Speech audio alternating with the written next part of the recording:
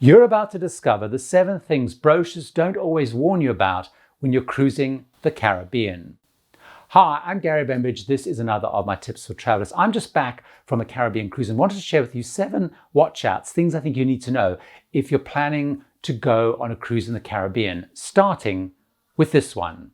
First of all, especially if you're cruising out of Florida, Miami, Fort Lauderdale, Port Canaveral, you will find crazy busy disembarkation ports, so plan for that. If you're sailing out of Miami especially, which is the busiest passenger cruise port in the world, you could have 15,000, 20,000 people getting off the ship and the same amount getting on the ship.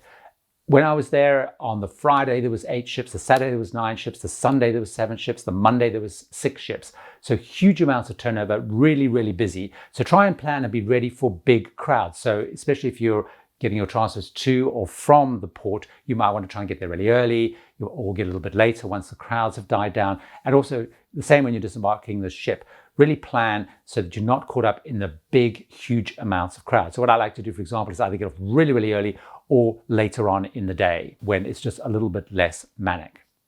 The second big watch out is that these cruises pretty much all go to the same place. The Caribbean cruises tend to be 7 days long. You'll find some a little bit shorter, and they pretty much go to the same itineraries because the islands are geared up to cater for cruise ships, so they're the facilities. So it's a fairly limited amount of itineraries. There's 3 big core Caribbean cruises that you're going to be looking at. There's the Eastern Caribbean, the Western Caribbean, and the more southerly Caribbean. So if you're heading off to the Eastern Caribbean, you can expect to go to places like Bahamas, Cayman Islands, Haiti, Dominican Republic, the British Virgin Islands, the US Virgin Islands, possibly Puerto Rico, St. Martin. If you go to the Western Caribbean, you could be looking at places like Jamaica, Cayman Islands again, but it tends to go to lots of Mexico, places like Cozumel, Costa Maya. It might go to Belize, it might go to the Honduran island of Roatan. If you're going to the Southern Caribbean, you're looking at places like St. Kitts, Antigua, possibly Dominica, St. Lucia, Barbados, Grenada, St. Vincent, those kinds of places.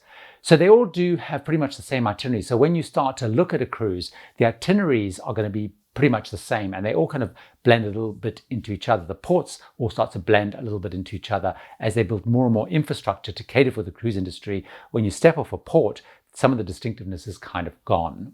Saying that, the Caribbean still, of course, is a fabulous place to go. Great beaches, great weather depending on the time of the year you go, and it's a fabulous place to cruise, but that does all blend into one.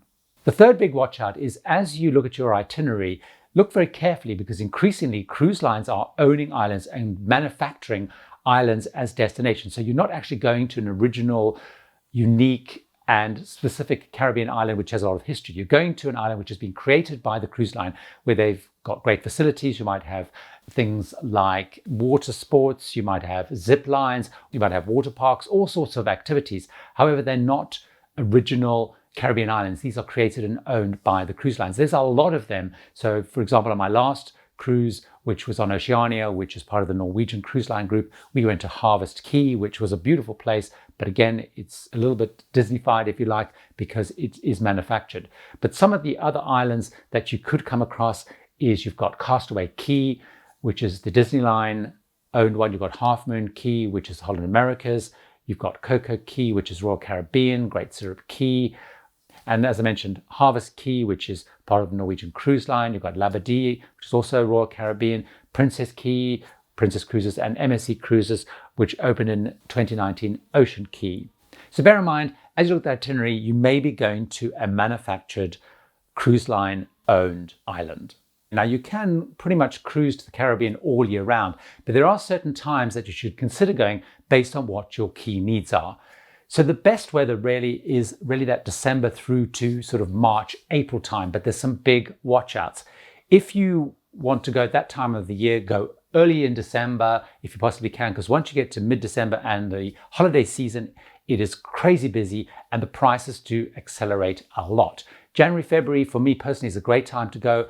The schools are back, it's less busy, the fares are lower. You can find slightly more unpredictable weather, it can be a little bit more cloudy, and you might have slightly more, not rough seas as such, but you might get a little bit more motion just because of the nature of the winds and so. Once you get to the sort of March, April time, and it may be really cautious again because you'll find you have spring break where, again, it's crazy busy. I have been around the ports just watching, and it can be really busy and quite boisterous. And of course, you then get into the whole Easter holiday period. So really be extremely cautious about that. Personally, the time of year that I go to the Caribbean, and I really like going to the Caribbean, is early December, or I like to go in February. Those are the times I found I've had the nicest weather of all. Although going towards the end of November, although it's a little bit unpredictable, but I've had some great trips at that time. So what are the other big watch outs in terms of weather and times to go to look out for?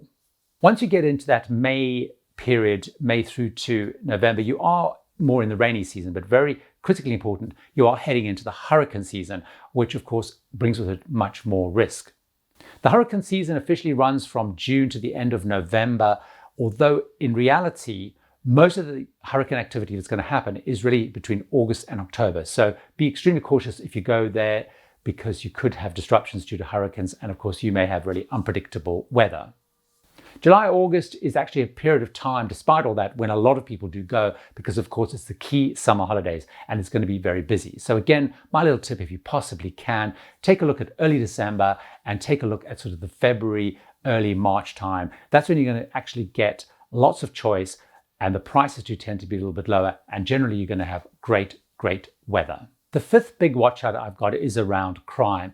Over the last couple of years, there seems to be more and more reports about issues and crime and risks in the Caribbean. Now, of course, there are many more people going to the Caribbean as well. But I think one of the dangers that people have is they head off on vacation, and it's very easy to get into a sense of on vacation and let your guard down.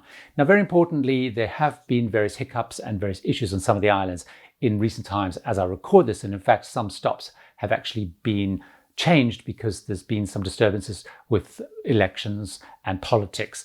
But generally speaking, the islands are safe, but be cautious. So one of the things I always recommend you do is all of the big governments around the world have websites where they have the latest travel advisory. So the UK has one, the US has one, Canada has one, Australia. So actually, when you're looking at booking, take a look at what the actual advice is for those ports.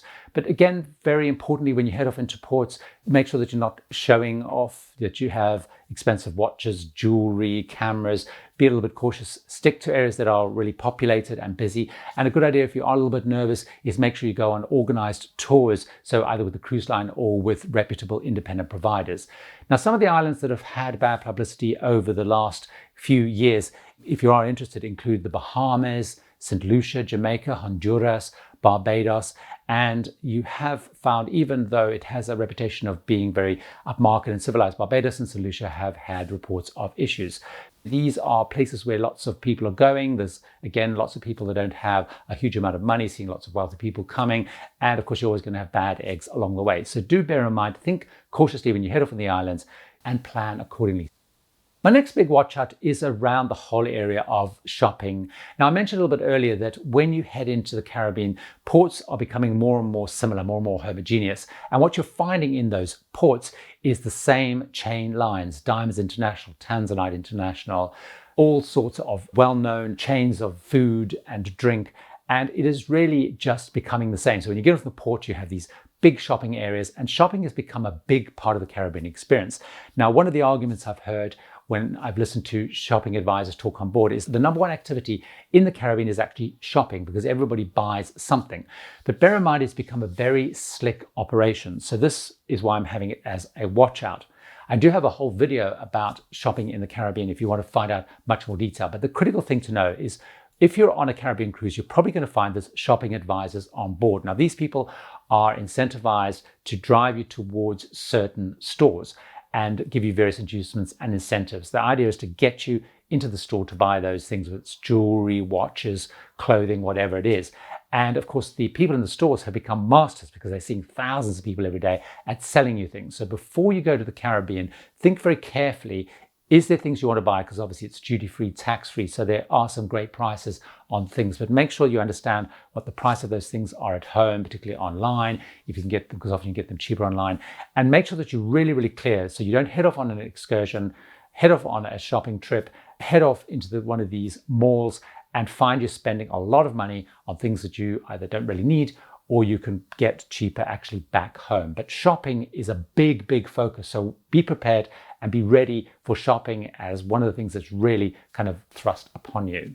Another big watch out is one where there's much more debate, and I thought it was worth building into this when we talk about watch outs. There are two camps of thought about what cruising brings to the Caribbean. There's one which is a more negative view, and there's a book which I read many years ago which is a good way of expressing the negative part of the argument for the Caribbean, and it's by a guy called Ross Klein, and the book that he wrote is called Cruise Ship Blues.